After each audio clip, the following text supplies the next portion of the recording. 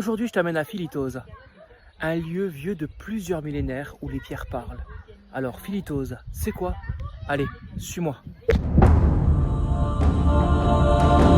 Au cœur de la vallée du Taravu, en Corse, un mystère millénaire attend les visiteurs. Sous les oliviers de Philitose, le temps semble s'être arrêté. Les fouilles ont révélé que ce promontoire était habité dès 6000 ans avant notre ère. Chasseurs et premiers agriculteurs y vivaient, laissant derrière eux des outils de pierre et même de l'obsidienne importée de Sardaigne, signe de contact lointain dès la préhistoire. Philitose entre dans l'âge énigmatique des statues menhirs. Il y a environ 3500 ans, de grands monolithes de granit sont dressés puis sculptés pour leur donner une forme humaine. Des visages apparaissent sur la roche, des casques coiffent ces figures et des armes, épées et poignards sont gravés dans la pierre. Ces guerriers de pierre figés dans le silence semblent monter la garde, mais nul ne sait exactement qui ils représentent ni quel message ils portaient. Sont-ce des ancêtres héroïsés, des dieux protecteurs ou les symboles d'un pouvoir disparu? Le mystère demeure. Vers 1200 ans avant Jésus-Christ, un bouleversement survient. Une nouvelle civilisation, les Tauréens, s'emparent du site. Ils construisent un village fortifié couronné de 3 tories massives. Étrangement, les murs de ces tours intègrent des fragments de statues menhirs brisées. Qui a renversé ces gardiens de granit et pourquoi? S'agit-il d'envahisseurs ou d'un rituel d'effacement? L'énigme reste entière. Philitose est habité jusqu'au 3e siècle avant notre ère, avant de sombrer dans l'oubli. Pendant 10 siècles, la nature recouvre les pierres, le souvenir du site disparaît. En 1946, le propriétaire du site, Charles-Antoine Cesari, découvrit pour la première fois, couché au pied de la butte de Philitose, plusieurs statues menhirs. Il décela aussi, sur l'éperon, des vestiges de construction très anciennes. Monsieur Lamotte, alors archiviste en chef de la Corse, constata sur le terrain l'importance de la découverte. Roger Grosjean, archéologue du CNRS en mission en Corse, entreprit, avec l'accord et l'aide constante de Monsieur Cesari, la fouille systématique de Philitose. Ils mettent au jour statues, habitations, fortifications, révélant peu à peu un immense site préhistorique sans pour autant percer tous ses secrets. Aujourd'hui, sous un antique olivier de plus de 1000 ans, un cercle de guerriers de pierre veille toujours sur cette terre sacrée. Face à ces silhouettes immobiles, le visiteur ressent intensément le poids des millénaires et se prend à rêver aux histoires encore cachées dans la pierre. La famille Cesari assure depuis la conservation